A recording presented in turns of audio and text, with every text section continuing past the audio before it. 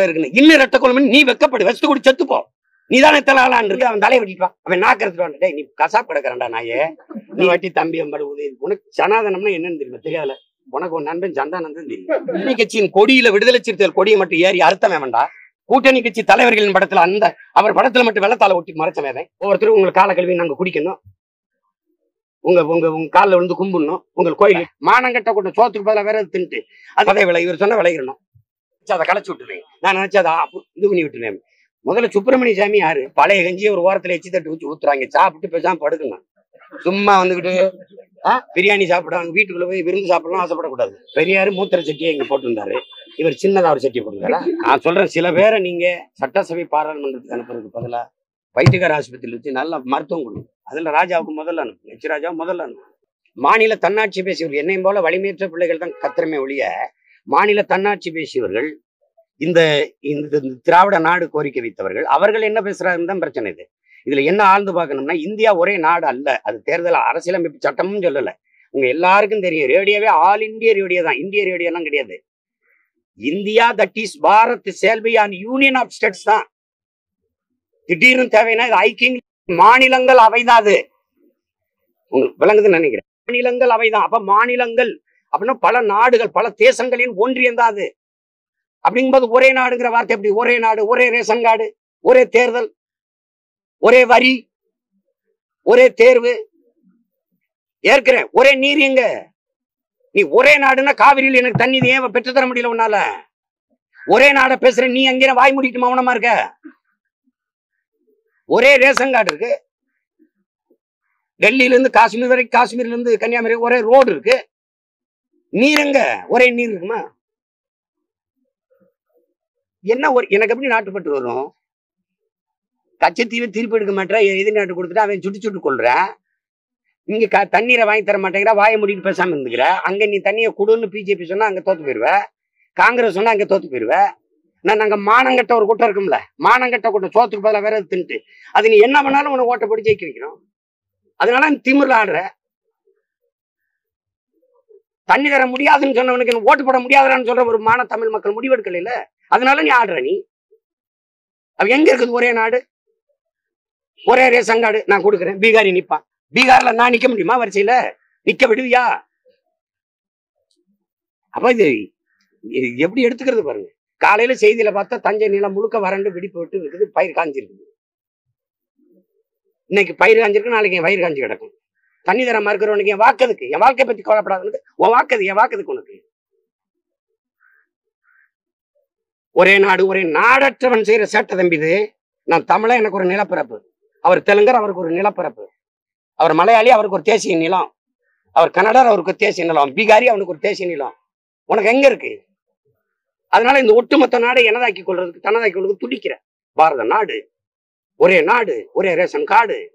கொஞ்ச நாள் எங்கேயாவது ஓடுன்னு அடிச்சு விரட்டுற காலம் வரலைன்னா நீ பாச்சேரு. சேட்டை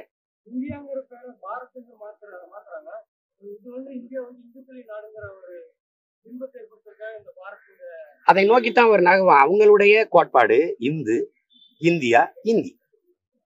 இப்ப இந்துன்னு இல்ல, அவங்க பாரத், மகாபாரத்ல இருந்து அந்த மகாபாரதம், பாரத மாதாக்கு ஜெயின்னு போடுறதுக்கு வசதியா இருக்கும். அதுக்காக பாரத்ன்னு மாத்துறாங்க. அது அவங்க வசதி. ஏன்னா அது அவங்களுடைய கோட்பாட்டை கடைபிடிக்க நினைக்கிறாங்க. எனக்கு ஒரு கோட்பாடு இருக்கு, நான் அதை கடைபிடிக்க நினைக்கிறேன். இது என் நாடு. வடவேங்கடம் தென்குமரி ஆயிடை தமிழ் உரும் நல்ல உலகம்னா நீங்க வடவேங்கடம்னு திருப்பதியே நினைச்சிட்டு இருக்க. வேங்கன்னா வெப்பம், கடம்னா இடம். அப்ப தக்கான பீடபூமி வர நான் பரவி இருந்தேன்னு தொல்காப்பியம் பாடுது. பகுருளி ஆற்றன்னு பன்மொழி அடுக்கத்து குமரி கொடும் கொடுங்கடல் கொள்ள வடதிசை கங்கைமை மியமயம் கொண்டு தென் திசை ஆண்ட தென்னவன் வாழின்னு என் சிலப்பதிகாரம் படுது. வடதிசை கங்கையும் இமயமும் கொண்டு தென் திசை ஆண்ட தென்னவன் வாழின்னு. அப்ப நான் என்ன பேசுறது? பாரத நாடே பைந்தமிழர் நாடுன்னு முழக்கத்தை நான் வைக்கிறேன். உனக்கு என்ன நாடு இது? அப்ப அண்ணல் அம்பேத்கரின் அரசியல் சாசனத்தை ஏற்கிறீல? அவரே சொல்றாருல்ல, இந்த நிலப்பரப்பு முழுதும் தமிழை தாய்மொழியாக கொண்டவர்கள் தான் பரவி வாழ்ந்தார்கள்னு. அப்ப ஏற்கிறியா எதிர்க்கிறியா? இந்த நாட்டை எந்நாடு என்று சொந்தம் முன்னாடி கொள்ள இந்த நிலப்பரில் ஒரே ஒரு இனத்துக்கு தான் உரிமை உண்டு, தமிழ் இனத்துக்கு சொல்லியிருக்காரு இல்லையா? நீ இந்துவாயிரு, இஸ்லாமியரா இருக்கு. நாங்கள் தமிழர்கள், இது என் நாடு, தமிழ்நாடு. அதனாலதான் இங்க உனக்கு வேலை இல்லைன்னு நம்ம தடுக்கிறதுக்கு காரணம். அவர்கள் அதிகாரம் இருக்கு. மாநில உரிமை பேசினவர்கள் சரணடைந்து விட்டார்கள். இவர்களே ஒரு நாடு ஒரு ரேஷன் கார்டை ஆதரிக்கிறாங்க. இன்னைக்கு ஒரே தேர்தலை ஐயா கருணாநிதி அவர்கள் 1971 ஆதரிச்சு பேசுனது இருக்கு. தீர்மானம் நிறைவேற்றி நாங்கள் இதை முன்மொழிந்தோம்னு இருக்குது. இன்னைக்கு எதிர்க்கிறீங்க. அது அன்னைக்கு தேவை, இன்னைக்கு தேவைங்கிறது நீங்க பேசுறீங்க. அதை நம்ம விட்டுருவோம். இந்தியா ஒரே நாடா, முதல்ல அதை பேசி முடிவு பண்ணிட்டு அப்புறம் அடுத்த கட்டத்துக்கு நகருவோம். நீ எது வரைக்கும் பாராளுமன்ற தேர்தல் எத்தனை கட்டமா நடத்திருக்கீங்க? குறைஞ்சது 4. மேற்கு வங்கத்துல மட்டும் 8 கட்டமா தேர்தல் நடத்தினீங்களா இல்லையா? மம்தாவை தோக்கடிக்கணுங்கிறதுக்காக நடத்தினீங்க. இப்ப ஒரே நாடு ஒரே தேர்தலா எப்படி கொண்டு வருவீங்க? தேர்தல் ஆணையமே சொல்லுது 9,000 கோடி வேணும் வாக்கேந்திரம் மட்டுமே நம்ம தயார் பண்ண. அதுக்கப்புறம் இந்த இருக்கிற அதிகாரிகளை வச்சு நடத்துறது ரொம்ப கடினம். எப்படி நடத்துவீங்க? ராமநாதபுரத்துல பிரதமர் மோடி போட்டியிட்டா நாம் தமிழர் போட்டியிடாதுன்னு நீங்க சொல்லிருக்கீங்க. போட்டியிடாதுன்னு போட்டியிடும், நான் போட்டியிடுவேன் அப்படிதான் சொல்லியிருக்கேன். வெளியே போட்டியிடாது. நான் ஒருவேளை திமுக இதுவரை நேரடியா மோதாது, தெரியாம மோதினது அம்மா தமிழிசையோட கனிமொழி அவர்கள் தூத்துக்குடியில மோதிட்டாங்க. மீதி எல்லாம் கூட்டணி விட்டு தப்பிச்சிரும். இந்த வாட்டி அவர் நிக்க மாட்டாரு. ஒருவேளை நின்னாருன்னா நீங்க வலுவான ஒரு வேட்பாளர் போட்டு தாமரை உதயசூரியன் அப்படின்னு போட்டியை உருவாக்குனீங்கன்னா அந்த இடத்துல நான் ஒரு இஸ்லாமிய தங்கச்சி தான் வேட்பாளர் நிறுத்த போறேன். நான் திரும்ப பெற்றுக்கிட்டு உங்களுக்கு அது ஒரு நோக்கம், அவரை தோக்கடிக்கணும், அவள் தானே. நான் சேர்ந்து நானும் உனக்கு ஆதரிச்சு வேலை செய்யறேன்றேன். அதுதான் எங்க கோட்பாடு. குழப்பிக்காதீங்க. கட்டாயம் நான் போட்டி விடுவேன் 40 தொகுதியில. இந்த ஒரு காரணத்திற்காக நான் திரும்ப பெறுவேன். ஒருவேளை இஸ்லாமிய சிறைக்கைதியில் எனக்கு விடுதலை செய்ய 15ஆம் தேதி என் மக்கள் பெரிய எதிர்பார்ப்பு இருக்காங்க. அண்ணா பிறந்த நாளைக்கு நீங்க விடுதலை செஞ்சீங்க, அதனால உங்களுக்கு நெருக்கடி வருது அப்படின்னா அப்ப நான் நீங்க போட்டியிடல 20 தொகுதியா 15 தொகுதியா அதுல நான் என் வேட்பாளர் திரும்ப பெற்று உங்களுக்கு ஆதரிக்கிறேன். ஒரு இஷ்யூ பேசுற சப்போர்ட்டுங்கிறேன். அதை விளங்கணும். சும்மா அது கூட்டணிக்கு போயிட்டு இருந்தாரு திமுக. நான் ஏன்னா எனக்கு தேர்தல் அரசியல் கட்சி அரசியலை விட மக்கள் அரசியல் தான் எனக்கு முதன்மையானது. அதனாலதான் திரும்ப சொல்றேன், உரிய காவிரி நதிநீர் பங்கீடு தரலைன்னா தேர்தலில் பாராளுமன்ற தேர்தலில் உரிய தொகுதி பங்கீடு காங்கிரஸுக்கு இல்லை அப்படிங்கிற முடிவை எடுங்க. அப்படி எடுத்து காங்கிரஸை வெளியேற்றிட்டீங்கன்னா நான் மொத்தமாவே வித்ரா பண்ணிட்டு உங்களை ஆதரிக்கிறேன். 2011 ஜெயலலிதா அம்மையார் ஆதரிச்சேன், 14 ஆதரிச்சேன், அந்த மாதிரி ஆதரிக்கிறேன். எனக்கு பாராளுமன்றம் ஒரு பெரிய கனவு இல்லை. எனக்கு இது என் தேசம், இந்த தேசத்துல நான் அதிகாரத்துக்கு வரணுங்கிறதா எனக்கு விருப்பமே வெளிய அது ஒண்ணும் இல்லை. அதை அவர் செய்வாரான்னு கேளுங்க. தம்பி அவர் சொல்லிட்டாரு, அதுக்கு பதில் சொல்லிட்டோம். இதெல்லாம் சும்மா அவரை போய் விடுங்க.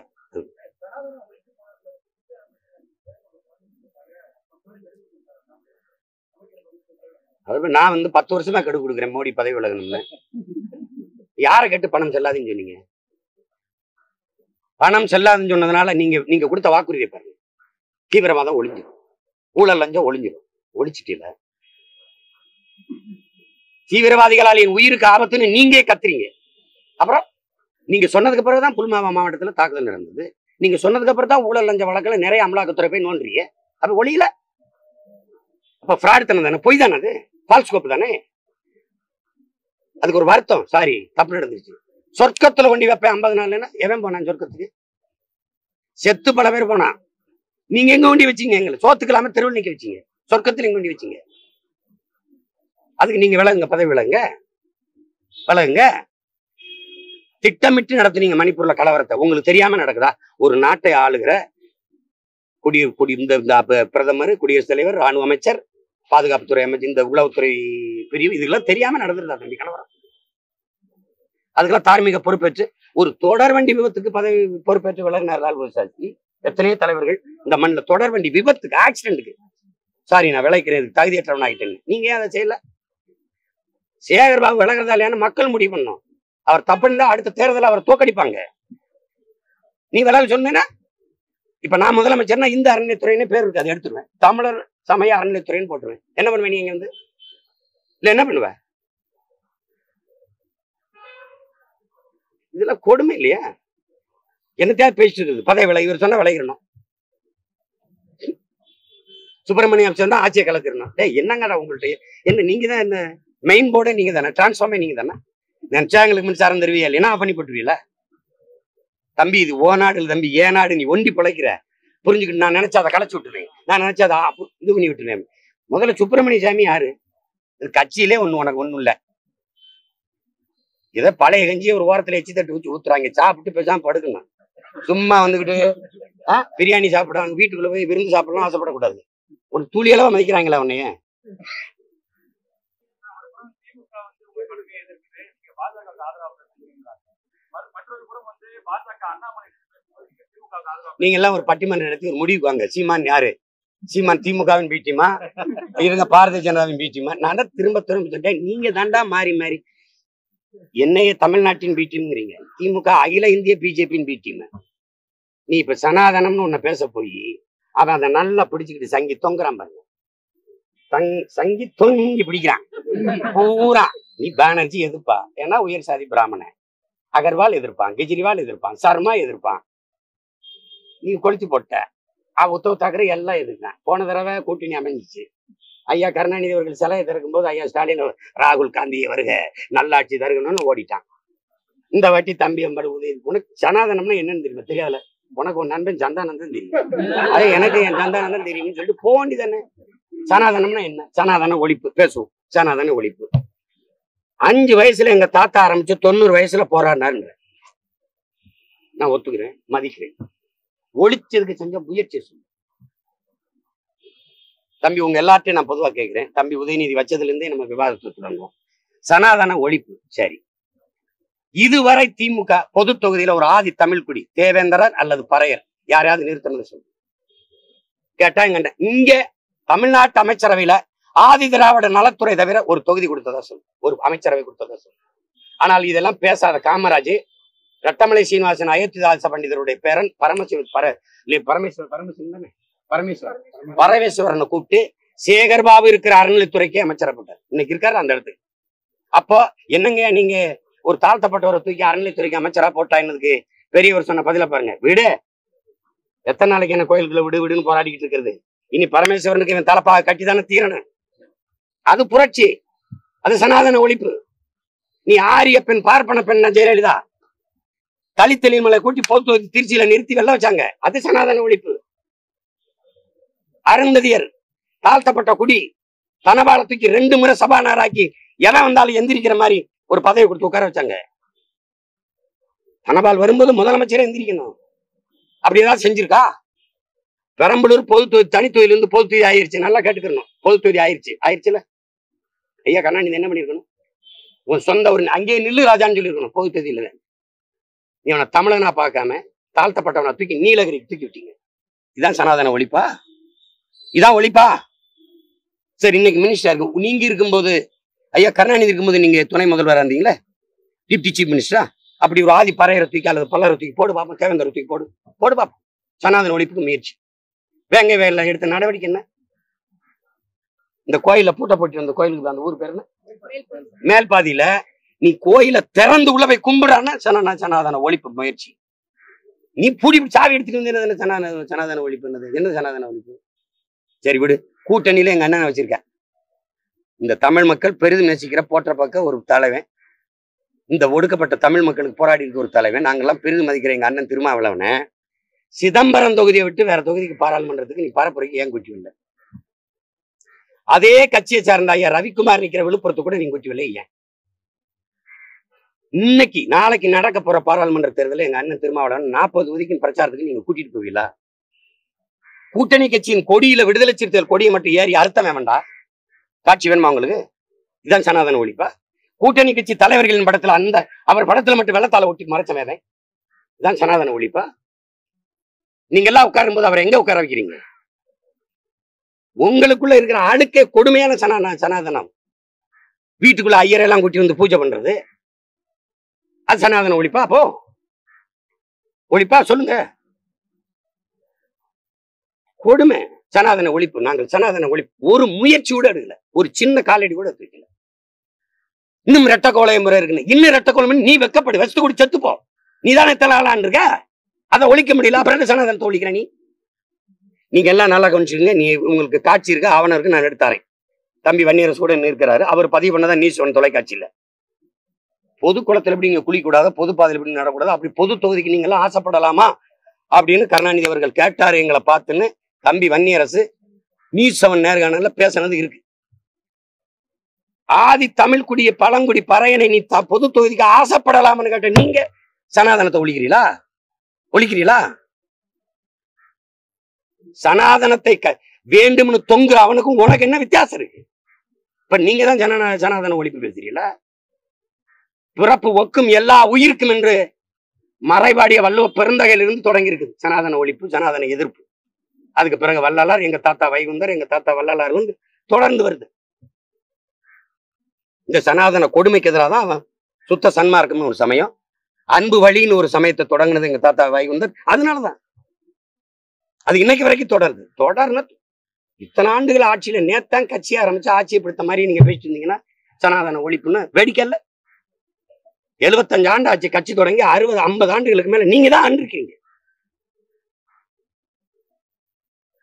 திடீர்னு சனாதன ஒழிப்புன்னா என்ன பேசுது? சரி, இந்த தேர்தல பாராளுமன்றத்துல ஒரு தொகுதி கொடு. சின்ன பசங்க நாங்க வந்து 16 தேர்தல 22 தொகுதி பொது தொகுதி கொடுத்தேன். 42 தொகுதி ஆதி தமிழ் குடிகளுக்கு, மீதி 2 தொகுதி பழங்குடி மக்களுக்கு, 44 தொகுதி அரசியல் அமைப்பு கொடுத்தது. நீங்க என்ன கொடுத்தீங்க? கம்யூனிஸ்ட் கட்சியாவது மார்க்சிஸ்ட் பார்ட்டி இங்க நிறுத்தி ஒருத்தரை ஜெயிக்க வச்சிச்சு பொது தொகுதியில. அப்படியேதான் முயற்சி எடுத்தீங்க. நான் 22 தொகுதி கொடுத்தேன். 21ல 16 தொகுதி கொடுத்தேன் பொது தொகுதி. நீங்க என்ன பாராட்டணும் இல்லை, பெருமைக்கு செய்யல, என் கடமையா செஞ்சேன். அப்படியேதான் செய்வீங்களா? சும்மா சனாதன ஒழிப்புன்னு வாங்கிட்ட பேசினா ஒளிஞ்சிருமா? சாதி ஒழிப்புனா ஒளிஞ்சிருமா? அதுக்கு முயற்சின்னு இருக்கு. அவன் விரும்புவான், அவன் ஏற்றதால் விரும்புவான். பிறப்பின் அடிப்படையில் பேதம் இருக்குன்னு சொல்லுவான். அது அவன் வேதம் சொன்னது. ஏன் சொன்னது? பிறப்பு ஒக்கும் எல்லா உயிருக்கும். ஏன் வேதம் சொன்னது? அது நான் என் விதத்தை தான் கடைபிடிக்க முடியும். தம்பியின் கருத்துல உடன்படுறேன். ஆனா அந்த கருத்தை நீங்க வந்து நம்ம புதுசா சொன்னது மாதிரி நினைச்சுக்கிட்டு நாங்க தான் சனாதனத்துக்கு எதிராக அதை பேசுறதுக்கு உங்களுக்கு கருத்து சரி, பேசுறதுக்கு உங்களுக்கு உரிமை தகுதியே இல்லை. ஏன்னா அதுக்கான எந்த முயற்சியும் நீங்க இந்த இடத்துல எடுக்கல. எங்க ஐயா ராமதாஸ் கட்சினா பொதுச் செயலாளர ஒரு தேவேந்தரர், ஒரு ஆதி தமிழ் கொடி, ஒடுக்கப்பட்ட தமிழ் கொடி தான் இருக்க முடியும்னு சட்ட விதி இருக்கு கட்சியில. இன்னைக்கு வரைக்கும் எங்க அண்ணன் வடிவேல் ராவன் தான் பொதுச் செயலாளர். அப்படி ஏதாவது உங்க கட்சியில் இருக்காங்க? சொல்லுங்க, இருக்க?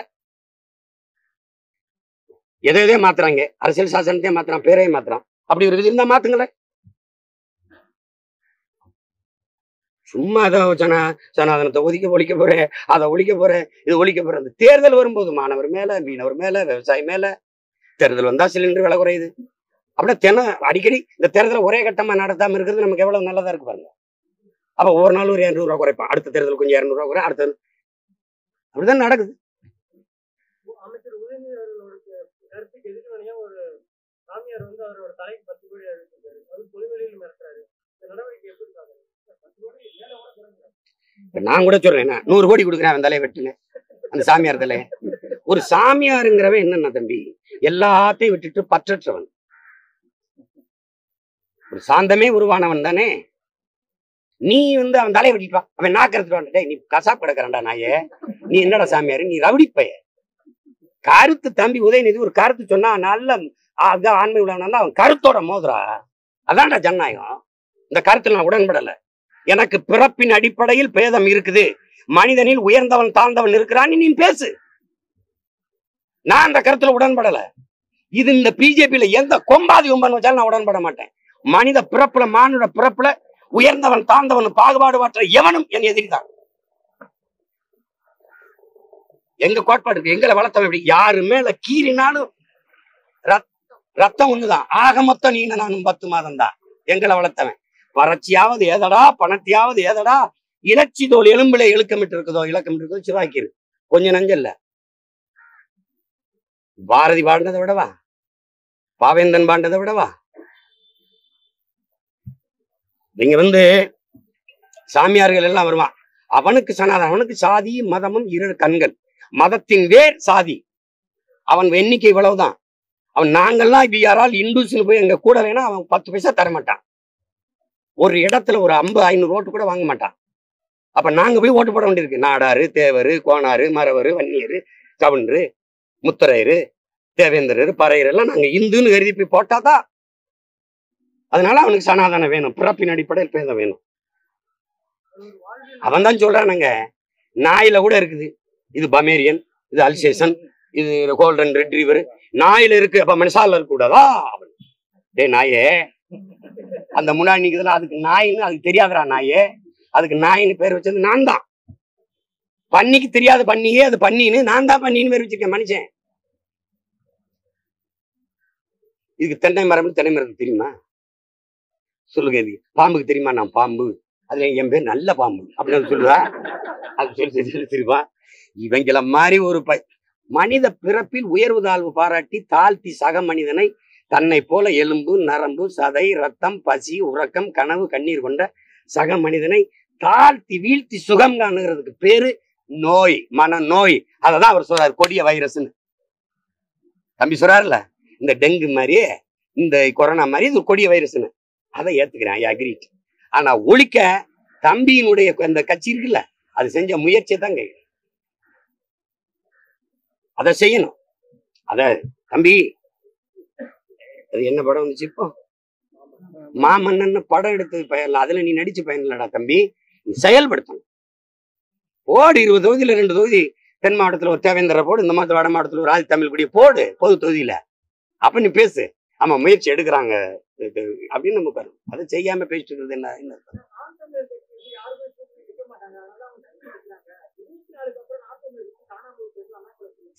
தம்பி விடுங்க.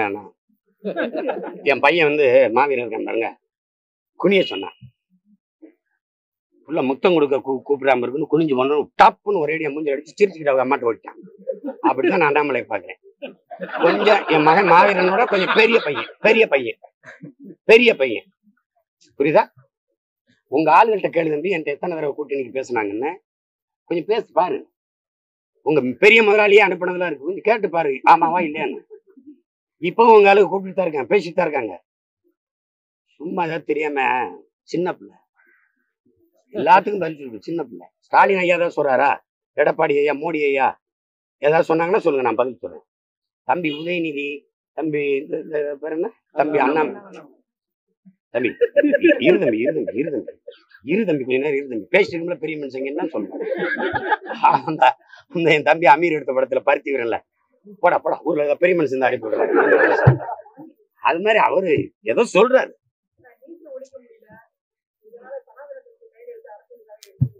தம்பி சனாதனத்தை கையில் எடுத்ததுல நீட்டு ஒழியதில் இல்ல.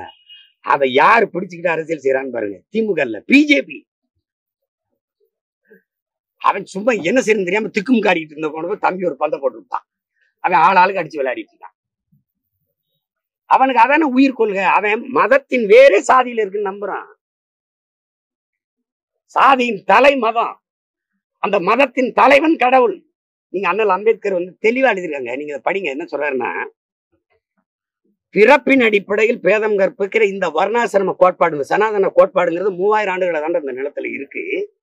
ஆரியர்கள் வருகைக்கு பிறகு முதல்ல மனிதரை நம்ம வந்து பிரிச்சு போட்டா அதை நம்ம நம்பல, எதிர்கிளர்ச்சி பண்ணோம். அப்ப அதை நம்ப வைக்க மதத்தை உருவாக்குனாங்க. மதத்தை நம்ப வைக்க கடவுளை கொண்டு வந்தான். கடவுளை நம்ம இல்லைன்னு இருக்கும்போது கடவுளை நம்ப வைக்க வேத இதிகாச புராணங்களை உருவாக்கினார்கள். நாம் நம்பினோம், அடிமையானோம். எழுதிட்டாரு.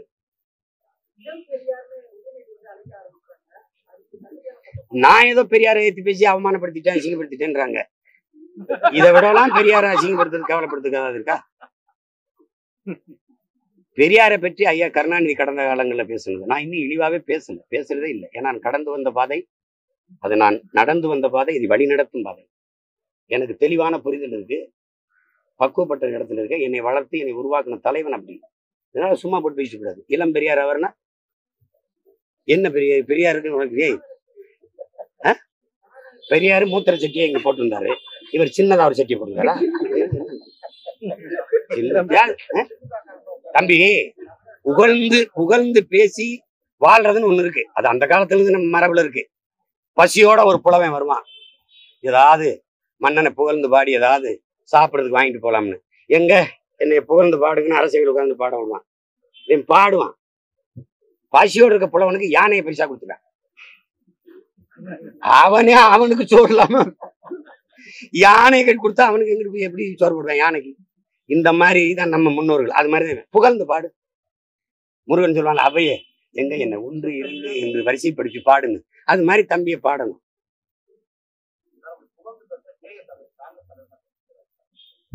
அது திமுக பேசுறாங்க, சரி வழி இல்லை. இவருக்கு என்ன வேற தெருவுல வந்து கையேந்தி நிக்கிறாங்க. ஆனா உள்ளூர் ஒரு தெருவுல இருக்கேன்,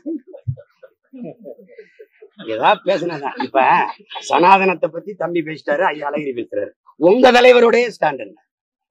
உங்க தலைவர் இருக்காருல்ல ராகுல் காந்தி, அல்லது உங்க அம்மையார் சோனியா காந்தி, இல்ல மத்திய காங்கிரஸ் தலைவர், அங்க இருக்க தலைவர், அவருடைய நிலைப்பாடு என்ன? சரத்பவார் ஏத்துட்டாரு, உங்க கூட்டணிக்கு எல்லாரும் ஏத்துட்டாங்க. உங்க தலைவர் ஒருத்தர் இல்ல, நான் சனாதனத்தை கோட்பாடை ஏற்க முடியாது, எதிர்க்கிறேன், பிறப்பின் அடிப்படையில் எவ்வளவு மனிதனை உயர்வாலும் பாராட்டுவேன். எங்க தாத்தா ரட்டமலை சீனிவாசன் பிறப்பின் அடிப்படையில் பேதம் கற்பிக்கிற இந்த வர்ணாசிரம கோட்பாட்டுக்கு எதிராக ஒரு கோட்பாட்டை நீ உருவாக்கி கொள்ளவில்லை என்றால் உனக்கு கடைசி வரை விடுதலை இல்லைடான்ற. அதனாலதான் நாங்க சொல்றோம், இந்த இவர் சொல்ற இந்து தர்மமே பிறப்பின் அடிப்படையில் பேதம் இருக்குது அப்படின்னு சொல்றோம். தலையிலிருந்து பிரம்மன், பிரம்மன் தலையிலிருந்து பிராமணன், தோலிருந்து சத்திரியன், தொடையிலிருந்து வைசியன், காலில் இருந்து சூத்திரன். பஞ்சமன் ஒருத்தர் இருக்கான், அது நாங்க ரொம்ப ஒடுக்கப்பட்டது. பஞ்சமர் நிலம்ல பஞ்சமி நிலம் பஞ்சமர். இந்த பாரதிகிட்ட போய் பாரதி கனகலிங்கத்துக்கு பூணூலை போட்டு விட்டான். சனாதனத்தை ஒதுக்க பேசுற ஆளுங்க என்ன பண்ணாங்கன்னு பாருங்க. பார்ப்பனன் சாதிகள் இல்லையடி பாப்பான்னு பாடினவனே நீ பாப்பான்னு சொல்லி கொடுத்தா. அவன் செஞ்ச வேலை கனகலிங்கங்கிற பறையனை கூப்பிட்டு பூணூலை போட்டு இன்னிலிருந்து நீ ஐயண்டா போடான்னா. அது சனாதன ஒழிப்பு. ராமானுஜர் பிராமணர் கோயில் நிலைவு போராட்டம் நடத்துறது. எல்லா தாழ்த்தப்பட்ட மக்களையும் பறையரு, தேவேந்திரரு, சாணாரு எல்லாரையும் கூட்டிட்டு போகும்போது எவனும் உள்ள நுழைஞ்சா அதான் நுழைஞ்சா மாதிரி மீனாட்சியம்மன் கோயில்ல தான் வைத்தியநாதருக்கு போறாரு. அதான் இதான்றான் வைத்தியநாதர் ஐயர் குச்சி போறாரு. ஒரு பையன் ஆதரிக்கல. அன்னைக்கு ஆதரிச்ச ஒரே ஒரு மகன் எங்க தாத்தா தெய்வ திருமணம் முத்துராமலிங்க தவிர, ஐயரை கூட்டிட்டு போங்க வர்றான்னு பாக்குறேன், நான் கூட வர்றேன்னாரு. அதெல்லாம் சனாதன ஒழிப்பு முயற்சி. நீங்க அப்படி ஒண்ணும் பண்ணலையே.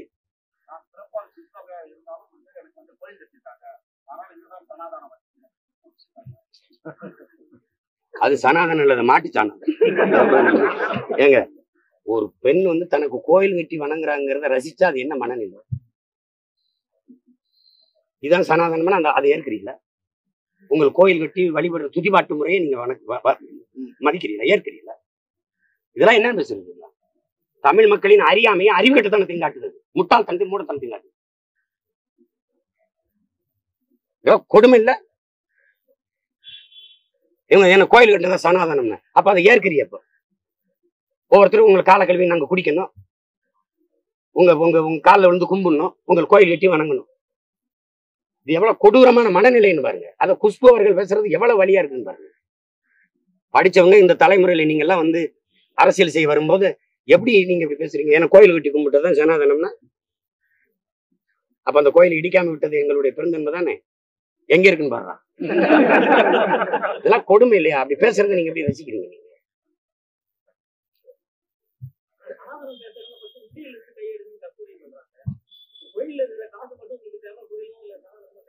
காசு போட்டவன் நான் தானே, அதனால உரிமையோட எடுக்கிறேன். வீட்டுல உண்டியல் போட்டு சாமிக்கிறான், வங்கியில சாமிக்கிறான். அது மாதிரி கோயில் உண்டியல கொஞ்சம் பாதுகாப்பா இருக்குன்னு போட்டு சாமிக்கிறான், அதை எடுக்கிறான். தம்பி, கடவுளுக்கு எதுக்கு தம்பி காசு? காந்தி படம் போட்ட காசு எடுத்து கடத்தருல கடன் வாங்கிட்டு அதை சேமிச்சு எடுத்து மக்கள் நலத்திட்டத்துக்கு பயன்படுத்தும். அதே சந்திரபாபு நாயுடு மாதிரி தலைவர்கள், மாவட்ட ஆட்சியர்கள், அந்த அமைச்சர்கள் கூட்டத்துல இந்த ஆண்டு திருப்பதியில வசூல் அதிகம்னா அவர் பேசவே இல்லை, மகிழ்ச்சி அடையவே இல்லை. பாருங்க அவரை பாருங்க, மகிழ்ச்சி அடையவே இல்லை. அப்படியே அமைதியா இருந்து பேசுறாரு, ரொம்ப வருத்தமா பேசுறாரு. மற்ற ஆண்டுகளையும் இந்த ஆண்டு அதிகமா கோயில்ல வசூல் வந்திருக்கு அப்படின்னா 2 தான் நடக்கணும். மக்களுக்கு கஷ்டம் அதிகரிச்சிருக்கணும், இல்லைன்னா ஊழல் லஞ்சம் பெறவன் எண்ணிக்கை அதிகரிச்சிருக்கணும். கஷ்டம் அதிகரிச்சா இந்த கஷ்டத்தை தீர்க்கணும்னு மக்கள் வேண்டி காசு போட்டிருப்பாங்க. இல்லைன்னா அதிகப்படியா ஊழல் லஞ்சம் பெற்று கொள்ளையடிச்சவன் அதுல கடவுளுக்கு பங்கு கொடுத்துருப்பான். இது 2மே நம்ம தவிர்க்கப்பட வேண்டிய ஒண்ணுன்னு பேசுறாரு. அப்படித்தானே சிந்திக்கணும் ஒரு தலைவனுங்கிறவன். அதனால கோயில் உண்டியல் நான் தம்பிகிட்ட கேட்கிறேன், தம்பி நீங்க தானே கேள்வி கேட்டது. 1100 சிலைக்கு மேல நம்ம நாட்டுல இருந்து கிளம்பு வர 1000 கோடிக்கு மேல சொல்றாங்க. கோயிலை திறக்கிறது யாரு, பூட்டுறது யாரு? நடை திறக்கிறது, நடை சாத்துறது. அண்ணன் கேட்கறதுக்கு பதில் சொல்லு. யார் செய்யறாங்க? பிராமணர். பூட்டு அங்க இருக்கு, சாவியாட்ட இருக்கு, உங்ககிட்ட இருக்கு. உங்களுக்கு தெரியாம கோயில்ல சிலை களவு இல்லை தம்பி, போயிருதா? நேற்று இருந்த சிலை நான் உள்ள வர முடியாது. தொட்டு குழுவாட்டி தினம் கழுவி நெய் வைத்தியம் பாலாபிஷேகம் பண்ணி பூவை தூவி பூஜை பண்றது நீங்க தானே. நேற்று இருந்த சிலை இங்க இல்ல, ஏதோ நடந்துருச்சு அப்படின்னு உடனே காவல் நிலையத்துல நீங்க பதிவு என்ன குற்ற வழக்கு என்ன ஏதாவது ஒன்று தம்பி? உங்களுக்கு தெரிஞ்சிருச்சுல இந்த இடத்துல சிலை இல்லை, ஏன் சொல்லல? அப்ப கோயிலை உடச்சு உள்ள வந்தானா, ஏறி குதிச்சு வந்தானா, சிலை எப்படி உங்களுக்கு தெரியாம வெளியில போகும்? ஒரு சிலை 2 சிலைன்னா பரவாயில்ல, எத்தனை ஆயிரக்கணக்கான சிலை சிலையை கலர்ல அந்த திறத்தி பிடிச்சாங்க பொன்மாணிக்கிறவன். அவனை என்ன பாடுபடுத்தினீங்க நீங்க? இதெல்லாம் வந்து தம்பி அது மாதிரிதான். இப்ப இவங்க இருந்து எங்க ஐயா கவி பேரரசு வைரமுத்து பண்ணதான், ஊரையெல்லாம் காப்பாத்தும் தாண்டவன் கோனே, முதல்ல உண்டியலை காப்பாத்து தாண்டவன் கோனே, காடு மேட கடவுள் காக்கும் தாண்டவ கோனே, முதல்ல கடவுள் சிலையை காப்பாத்து தாண்டவ கோனேன்னு பாடினாரு. அதான் திருப்பி ஒரு தடவை பாட வேண்டியிருக்கு. சும்மா அவங்க சொல்றாங்க, அது என்னென்ன கோபத்துல சொல்றாங்க. நீங்க இப்ப இதெல்லாம் வேணாம்னா அப்ப எதுக்கு சாமிக்கு பேரால, சாமியே வேணாங்கிறீங்க, சாமி பேரால வர்ற காசை மட்டும் நீங்க எடுத்துக்கிறீங்கன்றாங்க. சாராய கடை நடத்தி ஒரு வசூல் ஃபேக்டர், ஒரு பக்கம் வசூல் எடுக்கிற மாதிரி பக்தியை வச்சு ஒரு வசூல் எடுத்துக்கிறது தான். அது ஒரு போதை, இது ஒரு போதை, மதம் ஒரு போதை, சாதி ஒரு போதை, எல்லாத்தையும் தாண்டி ஒரு போதை இருக்கு, புகழ் போதை. அதனாலதான் தம்பி உதயநிதி எல்லாம் பெரியாருக்கு இணையா ஒப்பிடுறதுக்கு காரணம் அதுதான். அப்படி பேசியாவது ஒரு சீட்டு வாங்கிட முடியாதா? அதான்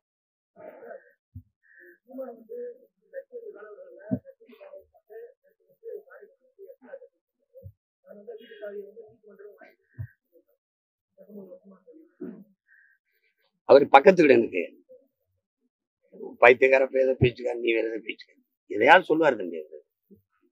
19 வருஷமா நான் வாடகை வீட்டுல இருந்தேன். 19 வருஷமா இருந்தேன்னா 19 வருஷமா நான் இருந்தேன்னு வாடகை வீட்டுல இருந்து ஒத்துக்கிறேன். நீங்க ஏடா பரகேசி 1000 கோடிக்கு சொத்து எழுதுனது? நீங்க ஏடா அங்க ஒரு பங்களா இருக்கு, இங்க ஒரு மாளிகை இருக்கு, இங்க ஒரு அது இருக்குன்னு அது அவனை சொல்லு.